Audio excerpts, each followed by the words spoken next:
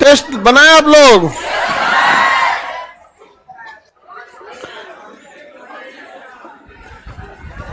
बैठो बाबू जल्दी, सीढ़ी छोड़ के। ISPK के बारे में पढ़ा दिए थे? पढ़ा रहे थे? नहीं पढ़ाए थे? अब पढ़ाना था ISPK के बारे में।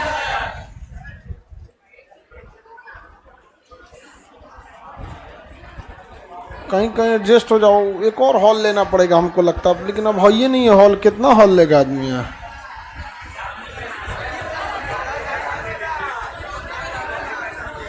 बन रहा है उसको ले ले। वो बन किस का रहा है?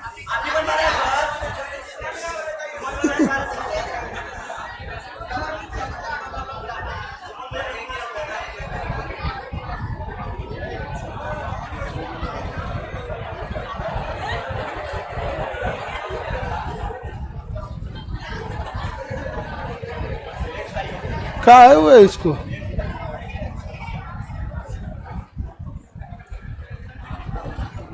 अच्छा यू दलिदरी, यू उधर लेट से आई थी ऐसे दलिदरी याद है? कौन दिन की दलिदरी टीचर था? हाँ, अरे हमारा मेमोरी में डिलीट नहीं ना होता है कोई चीज।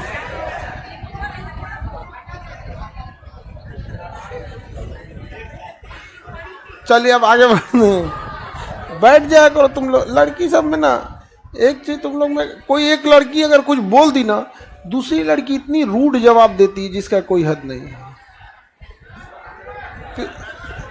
एक लड़का को एडजस्ट करना होगा तो आराम से कहेगा या भाई सर आ गए एडजस्ट कर लेना, उठेंगे तो दिक्कत हो जाएगा, तो कहते हैं हाँ बैठ जाए। या एक लड़की अगर कह देगी एडजस्ट कर लो, लेट हो गया, टाइम से नहीं आना चाहिए अपनी,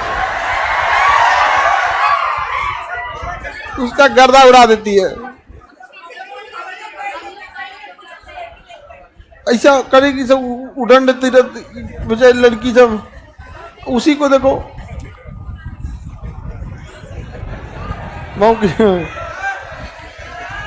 टीवी बंद हो गया क्या? वो टीवी को क्या हो गया जी? चलिए हम लोग ISPK के बारे में देख रहे थे। किसके बारे में? ISPK के। रेडी हैं आप लोग? इंडो ग्रीक, शक, पहलो और कुषाण। इसमें सबसे खतरनाक थे सब कुषाण। यूची कबीला का था मध्य एशिया में।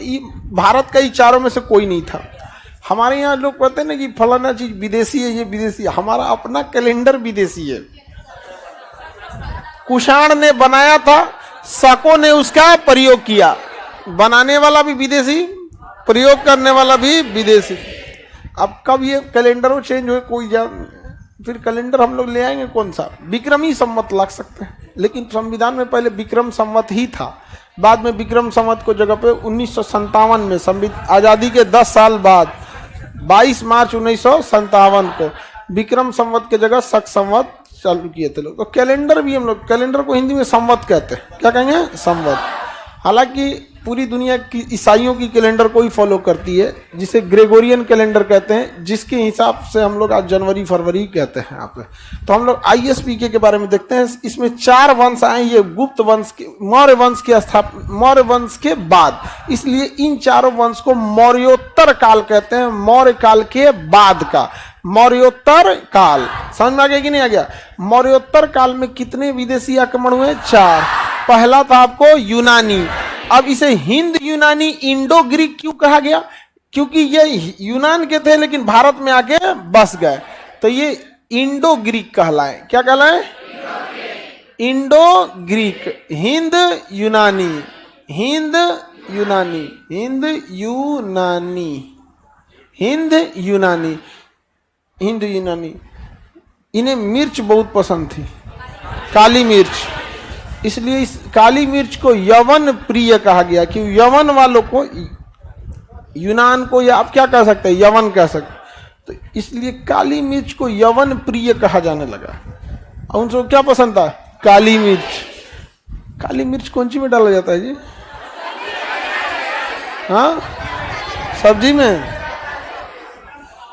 हम लोग जब पढ़ते थे लोग तो एक के टाइम का मसाला जानते थे लोग। बस उसमें आलू का सब्जी बनाना है तो बस सब्जी चेंज होता था, मसाला नहीं है।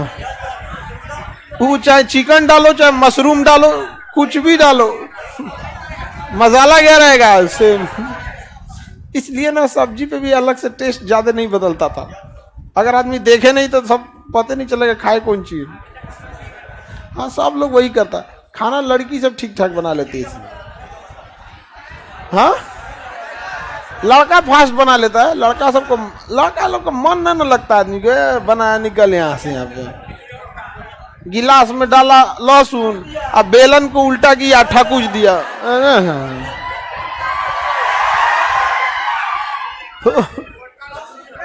आप लोग में बहुत सारी लड़की लोग अच्छा ठीक बना दे। मछली अच्छा ओखली में तुम मतलब लहसुन टूट दिए।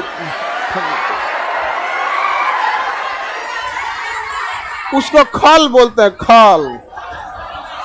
बकलोलिया ओकरा ओखली बोल रही है। ओखली में तो मूसर से कूचा जाता है। हाँ उसको खल बोलते हैं। ओखली दोनों ओर से यूज होता है। ओखली दूसरा और लकड़ी का होता है, खल धातु का होता है, स्टील या लोहे का। छोटका तो स्टील का होता है कि नहीं? आप ओकरा ओखली बोल रही है। ये बताओ यहाँ पे। चलिए ध्यान समझिए। यवन वाले जो भारत में आए थे, ये 2 चरणों में भारत में आए। कितने चरण में? प्रथम चरण और द्वितीय चरण। प्रथम चरण और द्वितीय चरण। और ये भारत में आए यवन वाले, और भारत में आके भारत के पश्चिमी भाग में बस गए। किधर बसे थे? भारत के पश्चिमी भाग में आके बस गए थे। यहाँ पर इसी एरिया में यवन वाले आके बसे थे सब। पहला जो था यहाँ पर इस एरिया में पंजाब के आसपास में बसा। कहाँ बसा? पंजाब के आसपास। तो पहला चरण जो था यवन आक्रमण का, उसका नेतृत्व किया था डेमेट्रियस। कौन कह रहा था? डेमेट्रियस किया। पहला यवन का नेतृत्व डेमेट्रियस। पढ़ चुके हैं आप लोग। डेमेट्रियस किस एरिया पे कब्जा किया? पंजाब। और अपना साम्राज्य वगैरह बड़ा किया यहाँ पे। ये लेकिन ये सोचा था कि आगे भी बढ़े, सोचा था आगे बढ़े। अल्लाह नहीं करो, हम बताते हैं पुष्यमित्र के बारे में। तुम लोग कौन चीज बताएगा? हम है ना यहाँ पे, बीच में नहीं बोले लो। बबनी आपको कोई दिक्कत? हाँ बकलो कोई दिक्कत नहीं ना? आगे बढ़ते हैं। अभी सोचा आगे बढ़े थोड़ा। सिंध और पंजाब के पास तो कब्जा कर लिया, सोचा आगे बढ़े। अगवा था भूत पुष्यमित्र सुंग, मार के साफ कर दिया। पुष्यमित्र सुंग ने साफ कर दिया। वापस चल गए पंजाब। वापस कहाँ चल गए? पंजाब। अच्छा पंजाब के तो ये सब थे नहीं। आए कहाँ थे सब? मध्य एशिया से। कहाँ से? मध्य एशिया में एक मरखा कबीला रहता था, यूची कबीला। कौन सा कबीला? उन सब का कई को पटदार था, सब 5 पटदार था सब। अब 5 मरखा, 5 का 5 परिवार क्या था सब? मरखा। अपने अगल बगल जिसको देखिए मार और के रद्द कर देता था सब। अब मारता था सब पूरी तरह से। सैनिक मारा जाता है, उनका जो बच जाता था उन लोग को ले आकर गुलाम बना के अपनी भैंस चरवाता था। बड़ी मार मारते थे यूची कबीला वाले। तो यूची कबीला से भाग के आए थे सब ये यहाँ, और पंजाब के पास आके बस गए सब। सोचे सब कि भारत के लोग बड़ा सीधा साधा है, आगे बढ़ते हैं। तो आगे पकड़ के थूर दिया उनको। कौन? पुष्यमित्र। तो वापस कैसा है? पंजाबे ठीक है जी। ज्यादा आगे बढ़ने में भी खतरा है, और पीछे से तो अबे किए हैं। कौन मारा है? यूची कबीला। यही ठीक है जी, यहाँ ज्यादा आगे और जाने लायक नहीं है। तो डेमेट्रियस शांत हो गया। फिर उसके बाद डेमेट्रियस के बाद उस वंश का अगला आया कौन? मिनांडर। कौन सा? मिनांडर आया। कौन आया? मिनांडर। इसने भी कहां शासन किया? पंजाब में। उसी वंश का अगला शासक था मिनांडर। उसने भी किया और कहा कि अब्बू हार गए हैं तो क्या दिक्कत, पापा हार गए तो क्या दिक्कत, आई विल ट्राई। गए यहाँ पे। अरे तो यार उधर नहीं बदला था, उधर अभी भी कौन था? पुष्यमित्र सुंग। इधर अभी भी कौन था? पुष्यमित्र सुंग। फिर मार दिया पुष्यमित्र सिंह किनको? मिनांडर। दो बार पिटा के गया सो। और 2 बार उसने क्या कराया? अश्वमेध यज्ञ। पुष्यमित्र सुंग ने कितनी बार अश्वमेध यज्ञ करा? 2। और दोनों बार उसके पुरोहित कौन थे? पतंजलि। दोनों बार में पुरोहित पतंजलि। समझ में कि नहीं? जब पुष्यमित्र सुंग पढ़ा रहे थे तो इन दोनों की चर्चा किए थे ना। आगे बढ़े। मीनांडर, किसी को कोई दिक्कत नहीं है। हालांकि मीनांडर ने कौन सा धर्म अपना लिया? बौद्ध धर्म। अब बौद्ध धर्म की प्रेरणा इसे किसने दिया था? नाग से। बौद्ध धर्म की प्रेरणा नागसेन ने इसे बौद्ध धर्म की प्रेरणा दिया था। और इसकी चर्चा मिलिंद पन्हो नामक पुस्तक में, मिलिंद पन्हो नाम के पुस्तक में चर्चा मिलती है। अब ये लोग यहीं पर अपना शासन किए, उसके बाद धीरे धीरे इनका शासन समाप्त हो गया यहाँ पे। तो यवन वाले कितने चरण में आक्रमण किए थे? पहला पंजाब में बस गया, उसके दो प्रमुख शासक हुए डेमेट्रियस और मीनांडर। अब दूसरा आक्रमणकारी देखते हैं। दूसरा कौन सी? दूसरा चरण। स कभी कहां से चलाएगा? इसी का कौन सा चरण? दूसरा चरण। देखा जाए तो दूसरा चरण में आए थे यूक्रेटाइटिस। दूसरे चरण का नेतृत्व किसने किया? यूक्रेटाइटिस। इन सब को भी मार के कौन भगाया था? यूची कबीला वाला। तो यूक्रेटाइटिस जो आए सब ना, वो तक्षशिला में आके बस गए। सब कहां से बस गए? तक्षशिला। कहा बस गया? तक्षशिला। तो दूसरे चरण का नेतृत्व किसने किया? हाँ, यूक्रेटाइटिस। दूसरे चरण का नेतृत्व किसने किया?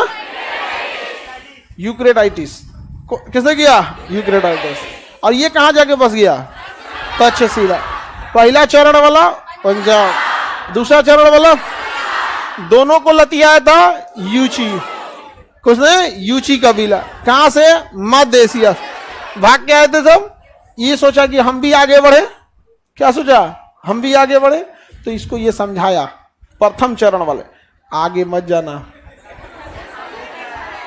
वो भूत बैठा है। क्या नाम है उसका? पुष्यमित सुंग। पुष्यमित सुंग। समझ आ गया कि ना? तो इस वंश में यूक्रेटाइटिस था। इसी में एक शासक आया अंतियाल। क्या आया? अंतियाल। तो यूक्रेटाइटिस का ऐसे आगे वंश आगे चलते जाएगा यहाँ पे। तो इसी वंश में एक शासक आया, नाम क्या था इसका? अंतियाल। अंतियाल। क्या नाम था? अंतियाल ने कहा कि भाई हमको यहीं रहेंगे तो एक काम करते हैं, युद्ध नहीं लड़ेंगे शुंग वंश से कम अच्छा संबंध तो स्थापित किया जाए। एक अच्छा संबंध स्थापित करने में क्या जाता है?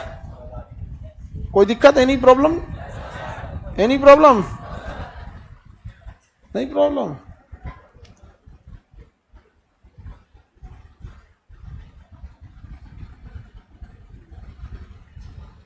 तो अंतियाल ने सोचा कि आगे बढ़ाया जाए। तो उसने अपना राजदूत भेजा किस वंश में? शुंग वंश। किस में भेजा? शुंग। हालांकि शुंग वंश में हम 10 शासकों में बताए थे। पुष्यमित शुंग के बाद एक चौथा शासक है भागभद्र। कौन था?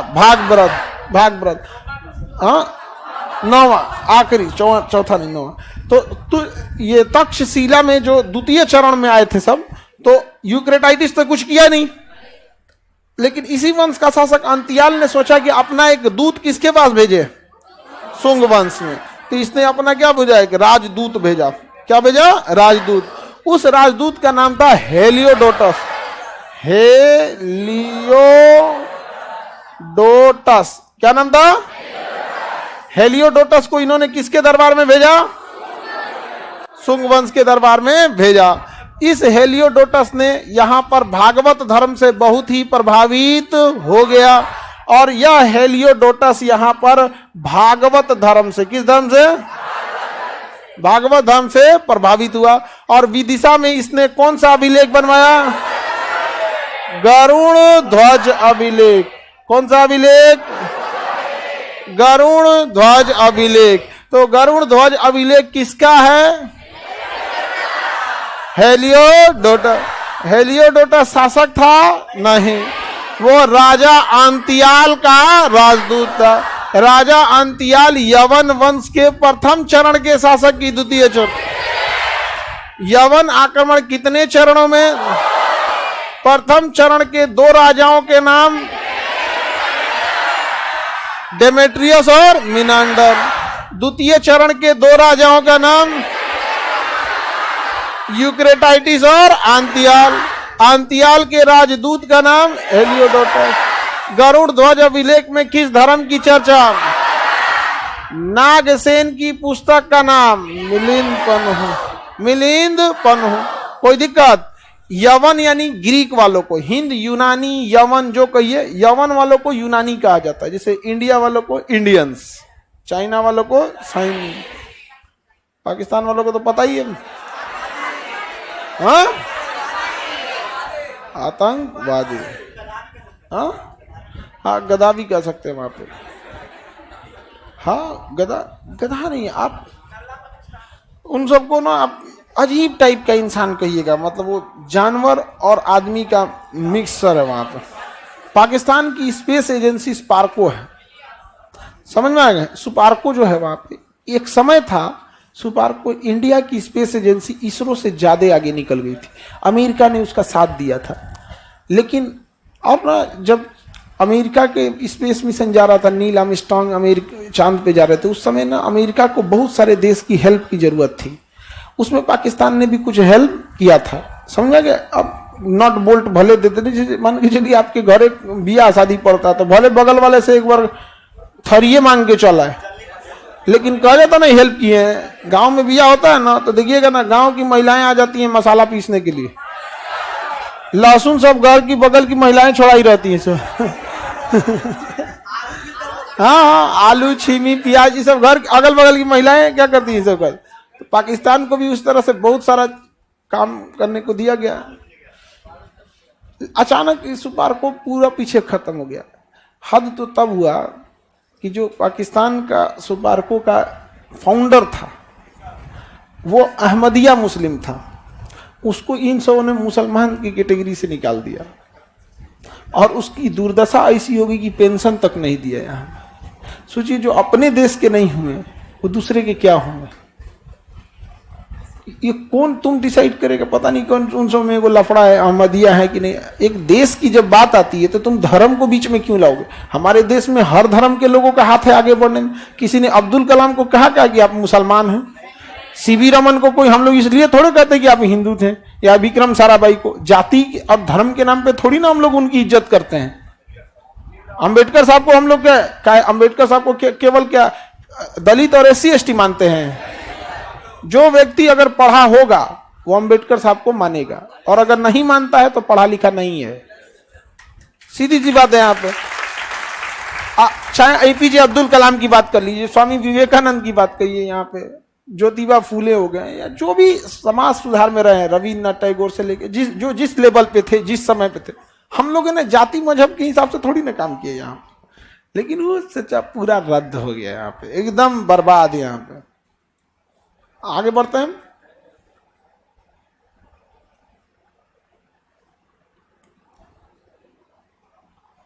चलिए अब देखते हैं ध्यान से। यमन वाले समझ में आ गया। यमन में आक्रमण कितने चरणों में, हर चरण में कितने राजा। पहला चरण का नेतृत्व डेमेट्रियस, उसके बाद आया मिनांडर।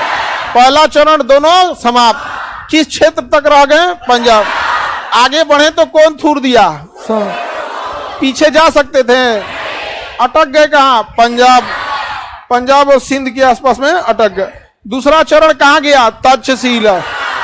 ना ये आगे आक्रमण किया ना पीछे आ गए। इस वंश का संस्थापक कौन था, यूक्रेटाइटिस के बाद अगला शासक अंतियाल। अपना राजदूत हेलियोडोटस का कौन सा अभिलेख, गरुड़ध्वज। यवन यानी इंडो ग्रीक वाले को क्या पसंद था, काली मिर्च, इसलिए काली मिर्च को क्या कहा गया, यवन प्रिय। क्या कहा गया, यवन। जब ये इंडो ग्रीक यवन वाले आए थे ना, तो सबसे पहले सोना का सिक्का किसने चालू किया था, सबसे पहले सोना सूचा यूनानी शासके में पूरा ये इन्हीं लोगों ने चालू किया था। तो सोने का सिक्का शुद्ध सोना, सोना का सिक्का हिंद यूनानी, अशुद्ध सोना, अशुद्ध सोना गुप्त। इसके बाद आएंगे सर गुप्त सर, तो अशुद्ध सोना गुप्त, याद रहेगा। तो सोने का सिक्का यूनान, हिंद यूनान। अगर ये भारत में नहीं बसते ना तो केवल इन्हें यूनानी कहा जाता, लेकिन चूंकि ये यूनान से आए और भारत में बस गए, इसलिए इन्हें क्या कहा गया, हिंद यूनान। Any problem. ज्योतिष विद्या को हिंद यूनानियों ने ही भारत में लाया था। ज्योतिष को, गणित को, इस सब को किसने लाया, हिंद यूनान। उस समय इन लोग ने काफी बेहतरीन सिस्टमेटिक ढंग से किया। हालांकि भारत की ज्योतिष बहुत पुरानी है यहाँ पर, समझ में आ गया कि नहीं आ गया यहाँ पे। लेकिन हम लोग में क्या हो गया ना, एक थोड़ी सी अंग्रेज समझदारी दिखा। सब अंग्रेज जो थे सब ना, वो अपने नॉलेज को, अपनी पढ़ाई को और अपने धर्म को कंप्लीटली अलग रख दिए। सब कंप्लीट अलग रखे सब वहां पर। वो उनकी स्ट्रेटजी थी। उनका मतलब था कि अगर हमें एजुकेशन देना है तो एजुकेशन के नाम पे हमारे लोग आ जाएंगे, जिन्हें पढ़ना है वो पढ़ के चले जाएंगे। हाँ, उसमें से किसी को हमारा धर्म ठीक लगेगा तो हम उसको अपने धर्म में ला सकते हैं। इसलिए आप देखिएगा हिंदुस्तान में जितने भी शुरुआती स्कूल है, जो 9th मैट्रिक इंटर तक जो शुरुआत के स्कूल होते हैं सब यहाँ पे, वो देखेंगे 90% जितने बेहतरीन स्कूल हैं सब क्रिश्चियंस के हैं। आप देखिएगा सब किसके हैं, क्रिश्चियन के। खूब से खूब एक क्रिसमस मनाएंगे लोग यहाँ पे, समझ में आ गया कि नहीं आ गया। Saint Paul, saint Joseph, saint ये, सेंट वो, ये दुनिया भर के यहाँ पे। लेकिन वो धर्म को और एजुकेशन को मर्जर नहीं करते। और हमारे यहाँ क्या हो गया ना, हमारे यहाँ का एजुकेशन बहुत बेहतरीन था, बहुत ही बेहतरीन। लेकिन वह एजुकेशन धर्म के साथ क्या कर गया, यहाँ पे कनेक्ट हो गया। यहाँ पे धर्म के साथ क्या हो गया, कनेक्ट हो। अरे भैया, अगर ये कनेक्ट नहीं, जैसे योगा, हमारे यहाँ देखिए योगा को ना एकदम, योगा हालांकि शरीर के लिए बहुत अच्छा चीज है, लेकिन योगा वगैरह को ना लेके ना एकदम दोनों को अलग रख। आज अमेरिका में देखिए वहां योगा का क्लास होने लगा है। अमेरिका में क्या हो गया, योगा का क्लास होने लगा है यहाँ पे। और हमारे यहाँ योगा जो सिखाने भी आते हैं लोग मतलब कोई वैल्यू ही नहीं देता उन लोग को यहाँ पर। तो हम लोग इस चीज को नहीं समझ पाए थे यहाँ पर। हम लोग का ज्योतिष शास्त्र भी था ना, तो ज्यादातर पंडित जी लोग के पास रह गया। तो धीरे धीरे लोगों को लगा ना कि पूजा पाठ का ये हिस्सा है। अरे नहीं, वो उनका नॉलेज है, कब ग्रहण लगेगा वो पहले ही बता देते थे। और सोचिए, पतरा देख के बता देते थे, नहीं समझे। लेकिन हुआ क्या कि केवल पंडित जी के पास ये नॉलेज रह गया। हालांकि अच्छी चीज है, ये नॉलेज चीज होना चाहिए। तो लोगों को ऐसा लगने लगा कि धर्म का हिस्सा है, जबकि ज्योतिष विद्या एक नॉलेज की चीज है और बहुत बड़ा नॉलेज हो जाता है। आप उस समय बिना किसी यंत्र के आप ज्योतिष बता देते थे लोग, कब क्या लगेगा, ग्रहण लगेगा, कौन नक्षत्र में पैदा हुआ है। हाँ, बहुत चीज बता देते थे लोग वहां पे।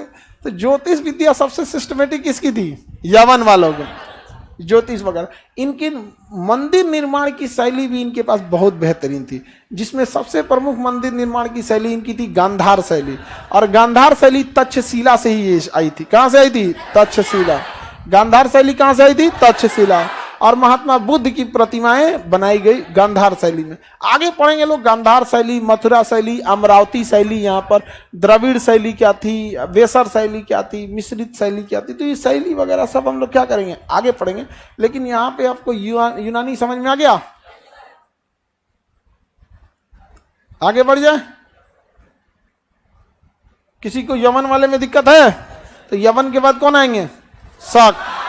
यमन के बाद शक। तो पहला समझ में आ गया।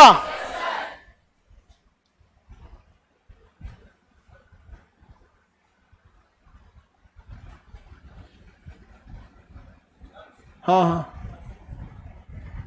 हाँ, शुद्ध सुना, तेज बोलिए। अशुद्ध सोना, गुप्त, अभी आए कहाँ है। अभी ये जब हम आप शुरुआत का क्लास छोड़े, वहां में एकदम सिस्टमेटिकली लिखवा दिए थे। यूनानी सिक्का, सोना का सिक्का, कुषाण शुद्ध सोना, गुप्त अशुद्ध सोना, सर्वाधिक सोना, सीसा, इसका चांदी का रुपया, ये सब उन्होंने क्या किया था, चालू किया। गुप्त शासकों ने यहाँ था। मयूर शैली का सिक्का सब किसने चालू किया था, गुप्त शासक। अब हम लोग किस पे चलते हैं, शक पर। किस पे, शक पर। इंडो ग्रीक, शक, पहलव, पल्लव नहीं जी, पहलव, कुषाण। पल्लव दक्षिण भारत में थे सब, और ये पहलव है, ये मध्य एशिया से आए थे सब। पल्लव तो दक्षिण में। अब कौन सा देखेंगे, शक। शक शासक कौन थे, शक शासक थे सब। इन सब को भी मारा था कौन, यूची कबीला वाला। किसने, यूची। ई भी भाग के आया सब, आई जहां तहां भागा सब। यूची कबीला वाला मारा सब शक शासक को। तो कहां भागा सब, जहां तहां भागा सब। जहां जहां मन किया वहां वहां भाग गया। इसके कबीला का सरदार 10-10 हजार 5-5 हजार के ग्रुप में भागा सब। कोई ई गांव में जाके बस गया, कोई इधर बस गया, कोई इधर बस गया। समझ में आ गई नहीं क्या? जैसे आप ही के गांव में अगर भयंकर कोई हमलावर घुस जाए तो आप लोग के गांव वाला भी भागेगा कि नहीं भागेगा? अब फाइनल हो गया भाई गांव छोड़ के भागो तो ये टोला उनने जाके बस जाएगा, कोई टोला इनने जाके बस जाएगा, या फिर आपके गांव में कोई भूत निकल जाए,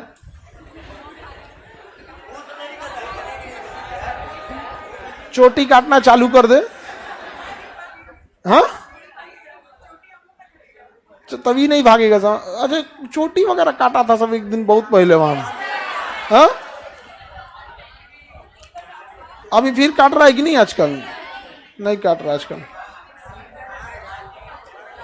एक चीज तो फायदा हुआ ना टेक्नोलॉजी का और कैमरा का, कि बिना मतलब का अफवाह उड़ाने वाला सिस्टम खत्म हो गया यहाँ पर। अब तो रिकॉर्डिंग कर लेगा तो भूत उतारेगा, तो ए भूत आइए आइए इंस्टाग्राम पे चलते हैं हाँ मीम बना देगा सब भूत का यहाँ पे, ओकरो मोबाइल थमा देगा सब, अब भूत पकड़ा जाएगा व्हाट्सएप चलाते हुए तो शक शासक जो थे ये जहां तहां भाग के बस गए सब। शक शासक क्या हो गए सब? जहां तहां भाग के बसे सब यहाँ पे। तो शक शासक जब भागे सब तो कई शक शासक कहाँ रह गए सब? कंधार में। कहाँ रह गए? कंधार या तक्षशिला। कंधार की राजधानी क्या हुआ? तक्षशिला। तो कुछ शासक कहाँ रह गए? कंधार। कुछ कंधार के एरिया में बस गए सब। समझ में आ गया कि नहीं आ गया? यहाँ पे कुछ तक्षशिला में आके बस गए सब। कहाँ पर? तक्षशिला, ये पाकिस्तान के पास आ गया, तक्षशिला में आ गए। कुछ मथुरा आए लोग, उत्तर प्रदेश में मथुरा।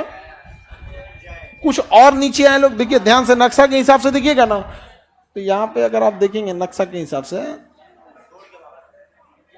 तो पहला कहाँ चले गए सब बाबू? पहला कंधार, दूसरा तक्षशिला, तीसरा मथुरा, चौथा उज्जैन, पांचवा नासिक। तो ये हो गया कंधार, तक्षशिला, मथुरा, उज्जैन, नासिक। मथुरा के बाद कहाँ है सब? उज्जैन जी, मथुरा के नीचे उज्जैन और उज्जैन के बाद नासिक। कौन आ गया सब? नासिक आ गए सब, नासिक। तो शक शासक भारत में जब आए तो ये किसके डर से आए थे? यूची का। किससे डर से? यूची कबीला। कोई दिक्कत? इनका पीछा करते करते ना यूची कबीला भी भारत तक चला आया। बहुत खतरनाक हो गया यहाँ। इनका पीछा करते कौन चलाया सब? यूची कबीला वाला भी चलाया सब। कहाँ पे? हाँ, उन्हीं को हम लोग कहते हैं कुषाण शासक। उन्हीं को क्या कहते हैं? कुषाण शासक। इन्हीं का पीछा करते करते कहाँ चलाया था सब? बात बहुत दुर्दशा था बेचारा सबको यहाँ पे। अब भारत का जो मूल निवासी था वो टुकुर टुकुर देखता था क्या हो रहा है यार हमारे यहाँ। जो दक्षिण भारत के थे, जो आदिवासी थे, जो दलित द्रविड़ थे, आदिवासी थे, हमारे यहाँ जो मूल निवासी थे ना, उनको जितना आया है सब ना, सब योद्धक आया है सब। जब जीता सब ना तो सबसे पहले इन्हीं लोग को दबाना चालू किया सब। अब ऐसा ना तबाह कर दिया सब कि जो यहाँ के मूल निवासी है ना, अब वो कहते, उनको लगता है कि हम पिछड़े हुए हैं। नहीं भाई, तू मूल निवासी है।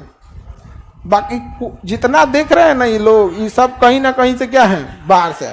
अलग बात है कि सीक्वेंस आने का अलग अलग हो सकता है। कोई मुगल के साथ आया हो, तो कोई दिल्ली सल्तनत के साथ आया हो, तो कोई उससे पहले आया होगा, कुषाण के शासक आया होगा, कोई शक के साथ आया होगा, कोई यूची के डर से आया, लेकिन आया है यहाँ पे आदिवासी, दलित, द्रविड़, ये मुख्य रूप से यहाँ के मूल निवासी हैं। समझ में आ रहा है कि नहीं आ रहा है यहाँ पे? और वो सब जो थे बाहर से आए थे, वो शक्तिशाली थे, पैसा था, धन दौलत था, नॉलेज था। यहाँ का आदमी खेती कर रहा था, दबा के शासक करने लगा सब। आगे बढ़ जाए। यस सर, हम लोग मूल निवासी हैं। अरे आप तो एक दो पीढ़ी बनने के बाद सब लोग का बात बराबर हो जाता है, लेकिन मूल निवासी की बात तब आएगी जब कोई उन्हें छोटा कह के दबाएगा। ऐसे तो सब के सब भारत के एक पीढ़ी रहने के बाद आपका वही वंश हो जाता है, वही आपका देश, वही आपका मोहल्ला हो जाता है। लेकिन जब बात ये आएगी कि कोई मूल निवासी को नीचा समझने लगे, तब तो बात ये आएगी ना कि भैया मूल निवासी को तुम नीचे क्या समझ रहे हैं यहाँ पर। एजुकेशन छुड़वा दिया यहाँ के मूल निवासी से। किसी में भी देखिएगा नहीं, जिनके पास एजुकेशन कम रहेगा ना वो शरीर से लड़ेगा, मुंह से लड़ेगा, गरियाएगा, सरापेगा। जिसके पास एजुकेशन रहेगा ना दिमाग से लड़ेगा। अच्छा बबुआ एक काम करते हैं, हाँ मान के चलिए आपका कोई चीज का दुकान है, सपोज कीजिए कौन चीज का आपका दुकान है, होटल चला रहा है, आप कौन से लड़ गए, माइंड वाला कहेगा अच्छा होटल चला रहे हैं, लड़ लिए, मकान मालिक को कहेगा खाली करा दीजिए। देखिएगा ना ये सब चीज बहुत खतरनाक होता है, माइंड गेम वाले होते हैं सर। और आपको पता नहीं चलेगा कि देहात में कहावत कहता है आज काटेगा तो 10 साल बाद लहरेगा। कुछ गांव का बड़ी अजीब अजीब सी कहावत है यहाँ पे, आज काटेगा तो 2 साल बाद लहरेगा। यवन के लोग यूची कबीला गया था मारने, नहीं अरे बाप रे बाप, यवन का लोग वापस गया था मारने, लात खा के आया था, लोग मारेगा कौन सी यहाँ पर। आगे बढ़ जाए ना, किसी को कोई दिक्कत नहीं यहाँ पे। तो कितने चरण में आए थे? हाँ इनमें यही दो ठो महत्वपूर्ण है सब, उज्जैन और नासिक। उज्जैन और नासिक। नासिक का शासक का नाम था नहपान। नहपान, इस नहपान को हरा दिया था किसने? गौतमी पुत्र सातकर्णी। गौतमी पुत्र सातकर्णी, गौतमी पुत्र सात। बताइए यह गौतमी पुत्र सातकर्णी जो था यह किस वंश का शासक था? हाँ सातवाहन शासक गौतमी पुत्र सातकर्णी ने शक शासक नहपान को पराजित कर दिया था। इसकी जानकारी नासिक से मिले जोगल थंबी अभिलेख से मिलती है, सिक्कों के ढेर से मिलती है। मिलता है कि नहीं मिलता है? बेचारा यूची कबीला वाला मारा सब, जहां तहां के बसा। नासिक वाला था, इसको कौन पीट दिया? गौतमी पुत्र सातकर्णी। पढ़ाए ना? नहीं पढ़ाए? पढ़ाए। गौतमी पुत्र सातकर्णी मजबूत भी था। और यह गौतमी पुत्र सातकर्णी किस वंश का था? किसका? सातवाहन वंश का था। इसके बाद आया था वशिष्ठी पुत्र पुल्लुमावी। वशिष्ठी पुत्र पुल्लुमावी ये योग्य था? चश्मा वाला इधर देखो, यह योग्य शासक था? हाँ बोलता है नहीं था। वशिष्ठी पुत्र पुल्लुमावी उतना योग्य नहीं था। इसको हरा दिया उज्जैन का शासक। उज्जैन का शासक रुद्रदामन। रुद्रदामन उज्जैन का शासक रुद्रदामन। इसने किसे हरा दिया? वशिष्ठी पुत्र पुल्लुमावी को क्या कर दिया था? हरा दिया। वशिष्ठी पुत्र पुल्लुमावी को हरा दिया था। लेकिन दोनों के बीच में क्या स्थापित हो गया? वैवाहिक संबंध। दोनों के बीच में क्या स्थापित हो गया? वैवाहिक संबंध। हाँ?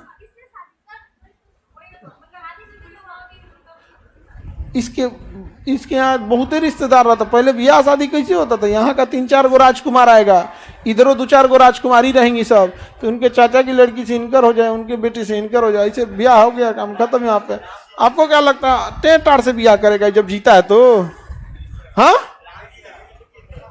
आगे बढ़ जाए। कौन जी? परीक्षा वाला? हाँ ब्याह शादी में वो तब अब लड़का लोग को, आप लोग का और लड़की लोग दोनों को झेलना पड़ता है इस मैटर में। आप लोग कितना भी पढ़ने में ठीक ठाक रहेंगी ना, स्वभाव अच्छा रहेगा, पढ़ने में ठीक रहेगी, लेकिन लड़का वाला देखने आएगा ना तो लड़की का नकिया कैसा है, माथा कैसा है, और उसके बाद कहेगा कि घर खराब। अरे तुम माथा नाक देख के ले गया था? कब बोला था कि संस्कार देखने आया था? कब आया था कि नॉलेज देखने के लिए? कब आए थे उसका परीक्षा लेने के लिए? लिया था ना बबनी के नाक ठीक है कि नहीं, ठीक है कि नहीं, चल के दिखाओ तो बबनी।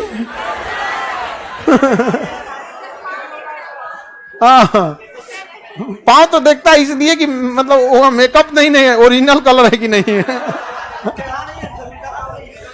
2 वजह से पाँव देखता है। सबसे पाँव देखना मतलब वो भी है कि मतलब मान के चलिए उल्टा तो पैर नहीं है ना।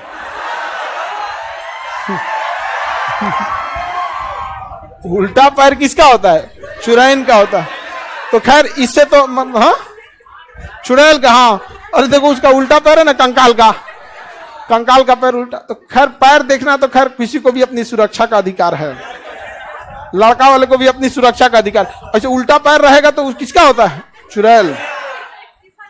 शीशा भी ले क्या नाम होगा यहाँ पे। अच्छा लड़की लोग को आपको इसका खराब लगता होगा, लड़का लोग से लड़की के घर वाले जब लड़का को देखने जाते हैं तो लड़का का स्वभाव नहीं, लड़का कमाता कितना है, सरकारी नौकरी है कि प्राइवेट है, जमीन कितना है, लगता है कि नहीं इनकी बेटी है क्या बगीचे में उतरेंगी यहाँ पे।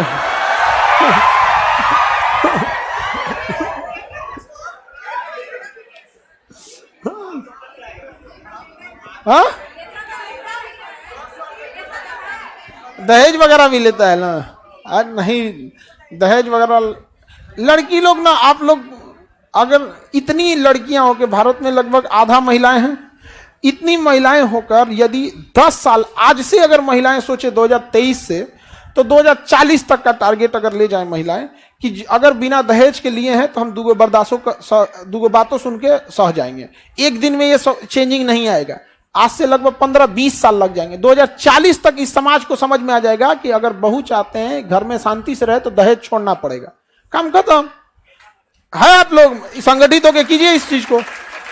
अगर हम लोग महिला रहते अब तक अपना यूनियन बना के रेडी रहते हैं। भाई देखो, जो दहेज नहीं लेगा उसको हम लोग भगवान की तरफ पूजेंगे, 4 को बातों कर देगा तो मुंह सर झुका के बर्दाश्त कर लेंगे कि आप लोग उस घर से हैं जिन्होंने हमसे दहेज नहीं लिया। यहाँ पे समझ में आ गया? धीरे धीरे धीरे एक दिन में ही सब थोड़ी होता है यहाँ पे, समझ में आ गया? लेकिन धीरे धीरे क्या हो जाता है, समाज बदल जाता है कि नहीं आ जाता है यहाँ पे। शुरुआत में जब हम भी पढ़ाने आए थे तो 4-5 गो लड़के था सर, 4 गो या 6 गो ऐसे लड़का था सर एकदम यहाँ पे। लेकिन धीरे धीरे मैसेज चला गया लड़कों में कि देखो बाबू, तुमको अगर कुछ समझ में नहीं आता है, स्टैंडर्ड खराब भी है, बचपन में कुछ नहीं किया तो चल जाओ बाबा के लगे। तो धीरे धीरे मैसेज गया कि नहीं गया? आज लड़का आता है पटना, बोरा बिस्तर रखता है, लॉज बाद में खोजता है, पहले एडमिशन ले लेता है कि नहीं लेता? आप लोग बताओ, आप लोग हिस्ट्री पढ़ रहे हो, लोग ऐसा लग रहा है ना कि अरे भाई हिस्ट्री उतना भी टफ नहीं है, सिस्टमेटिक पढ़ रहे हैं कि नहीं पढ़ रहे? क्या ये एक दिन में हुआ है?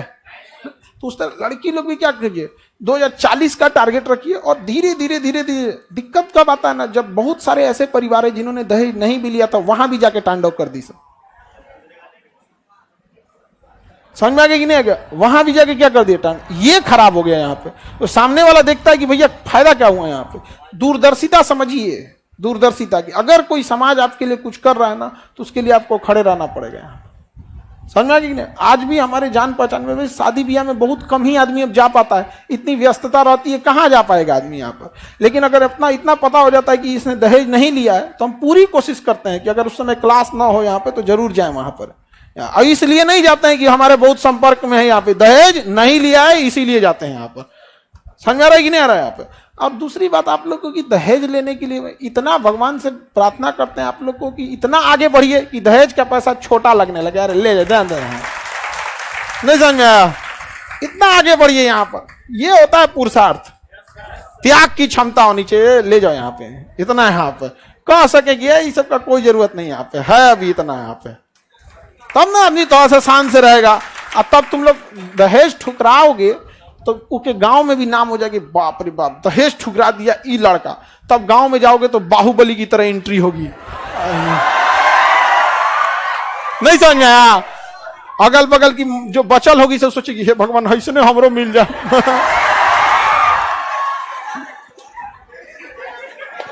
ये सब गलत चीजें नहीं करना चाहिए।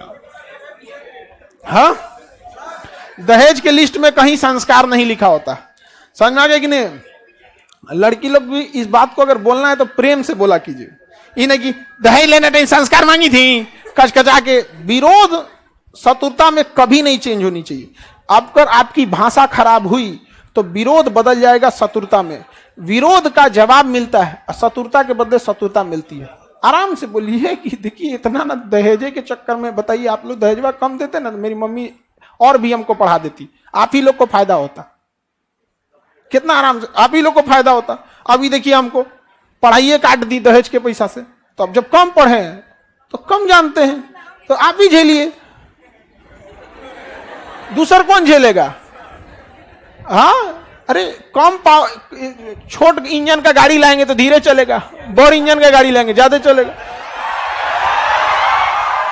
तो जैसा जगह कम पढ़ा लिखा लड़का रहेगा ज्यादा बहुत अच्छा पोस्ट तक चल जाएगा।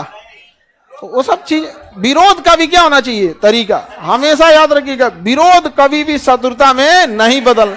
और इस चीज को महिला लोग कुछ ज्यादा ही ध्यान से समझ में गया, विरोध हमेशा विरोध की तरह होना चाहिए। ऐसा नहीं कि हम आप लोग को डांटे बोले नहीं है, शायद ही कोई संस्था में इतना डांटा बोला जाता होगा लड़कों को, लेकिन कभी भी हम उस विरोध को शत्रुता में नहीं बदलने देते हैं। हम आप ही के लिए बोलते हैं यहाँ पे।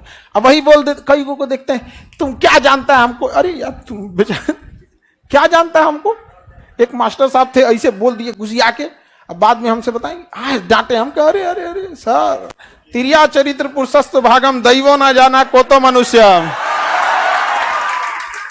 आप जिसको डांट के आए हैं कोई ठीक है, अगला जाने के बाद आपके जिले का डीएम बन के यही आएगा। समझ में आ गया कि नहीं आ गया यहाँ पर। और कोई ठीक है, आप में से कौन जाके कहाँ का मुख्यमंत्री कहाँ का प्रधानमंत्री बने, किसी को थोड़ी पता था कि अब्दुल कलाम जब स्कूल में पढ़ रहे होंगे तो क्या बनेंगे, या नरेंद्र मोदी जब स्कूल में पढ़ते थे तो किनको क्या पता था कि ये आदमी प्रधानमंत्री बन जाएगा, नहीं ना। तो आप लोग भी नीचे बैठ के पढ़ रहे हैं, इतना मुसीबत से पढ़ रहे हैं, कौन जानता है कि आगे जाके क्या बनेंगे। आप लड़की लोग में किसी को पता है कि आगे जाके क्या बनेंगे। हो सकता है कि राष्ट्र का बदलाव आपके हाथ में लिखा हो, है कि नहीं। आप उसी तरह एकदम बेहतरीन ढंग से आगे जाके जिसे आईएसपी के आदमी पढ़ा रहे हैं ना, उस तरह से पढ़ाए आदमी। एकदम भारत का अगला बदलाव केजीएस से हुआ था।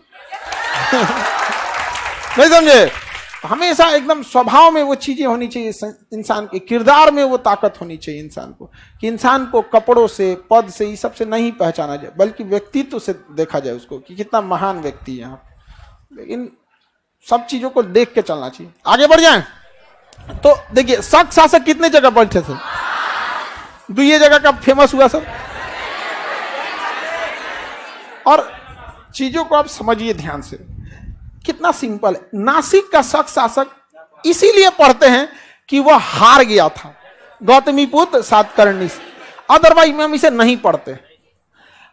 उज्जैन का शक शासक जीत गया था रुद्रदामन, किसे, गौतमीपुत्र संत वशिष्ठी पुत्र बोलो। अच्छा, रुद्रदामन थोड़ा अच्छा भी था, सुदर्शन झील का पुनर्निर्माण कराया। रुद्रदामन ने ही जूनागढ़ अभिलेख जिसमें उसने लिखा कि इस झील का निर्माण मैं नहीं करा रहा हूं, करवा कौन रहा है, चंद्रगुप्त मौर्य ने करवाया है, मैं इसका पुनर्निर्माण करा रहा हूं। तो रियलिटी में अगर आप देखेंगे तो शक शासक में आपको नया कुछ नहीं पढ़ना है, नया पढ़ना है नहीं। और इतिहास में यही चीज, हम यही कोशिश करते हैं, इतिहास में जिस टॉपिक पे अगर पहुंच रहे हैं तो पहुंचने से पहले ही उस टॉपिक के बारे में धीरे धीरे इतनी चर्चा कर देते हैं कि जब आप उस टॉपिक पे आते हैं तो आपको लगता है कि अरे इसके बारे में हम आधा जान ही रहे हैं, नहीं समझ में आया। तो रुद्रदामन के बारे में क्या था, बस ये जीता था किससे, वशिष्ठी पुत्र बोलना, और दूसरा सुदर्शन झील, अदरवाइज में और कुछ था इसके पास नहीं। आई तो बकलवा हार गया था, क्या हो गया था, हार गया। मथुरा के शासक जो थे ये भी हार गए थे, किससे, मालवा के शासक थे। मालवा के शासक ने किन्हें हराया, मथुरा के शासक, मालवा के शासक को किसने हराया, सॉरी मथुरा के शासक को किसने हराया। तो बाहर से आए, कहीं जीते कहीं हारे। यहाँ पे कितने चरणों में बसे थे, एक कंधार, तक्षशिला, मथुरा, उज्जैन, नासिक। इसमें सबसे शक्तिशाली था उज्जैन वाला, सबसे शक्तिशाली उज्जैन। किसी को कोई दिक्कत, मथुरा वाला किससे हारा, मालवा से। नासिक वाला हारा गौतमीपुत्र सातवाहन से, सातवाहन। नासिक वाला हारा सातवाहन, मथुरा वाला हारा मालवा से। रुद्रदामन हारा या जीत गया, जीत गया। किस सातवाहन शासक है, वशिष्ठी पुत्र पुल्लू मावी। Any problem. तो कल हम लोग शक और पहलव खत्म कर देंगे और कुशाएं चालू कर देंगे। किसी को कोई दिक्कत नहीं ना। अब नेक्स्ट क्लास कल करेंगे।